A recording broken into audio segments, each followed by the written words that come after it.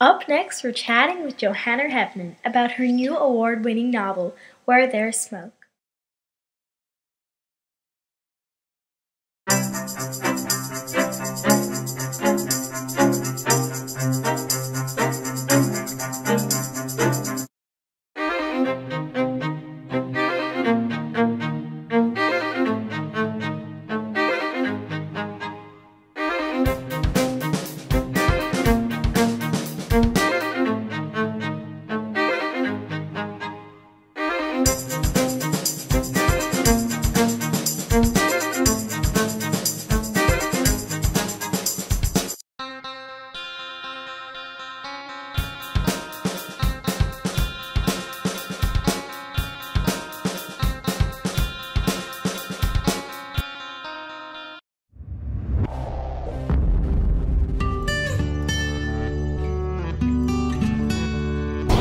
And we're back with Johanna Heffernan, chatting about her new novel, Where There's Smoke.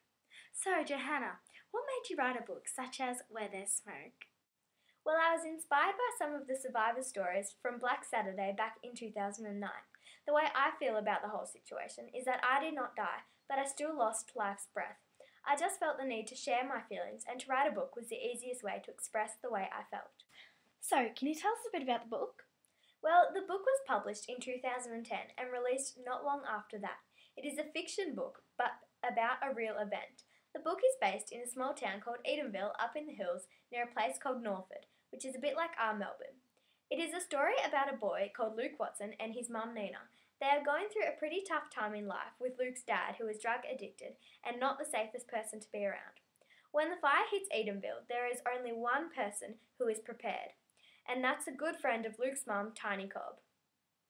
So, can you tell us a bit more about some of the characters? Well, the main character is Luke Watson. He's in grade 6 at primary school. He is quite short and has blonde hair. Luke likes to fight despite his height, but throughout the story he realised that he shouldn't be taking anything for granted. Luke has a friend called Sarah Gullyford. She is shorter than Luke and is a brunette. Sarah's presence isn't much, but her personality is wild. She has a fantastic relationship with Luke and is what Luke says an A-grade student. That's great. Now, before you mention Tiny Cobb, who is he? Right, well, Tiny Cobb is a huge bloke with tattoos covering his arms and shoulders. He's bold, but despite his appearance, he is the nicest person someone could meet. So, what's this place Edenville like? Edenville is a small town in the middle of nowhere, some people would say.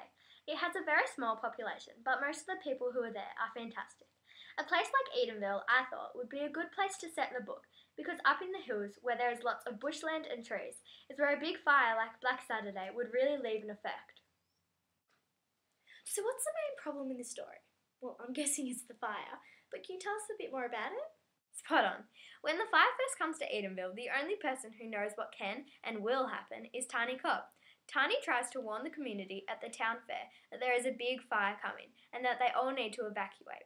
Luke and his mum are some of the only people who decide to help after Tiny has been booed off stage by a crowd of drunk people. But I won't tell you any more about that because otherwise you won't need to buy the book. So, as the author, is there anything you would have changed if you were to write the book again? Well, when we got close to editing the end of the book, the publishing date was coming up close, so we had to rush it a bit. So if I were to go back and write the book again, I would maybe have let the end flow on a bit like the rest of the book.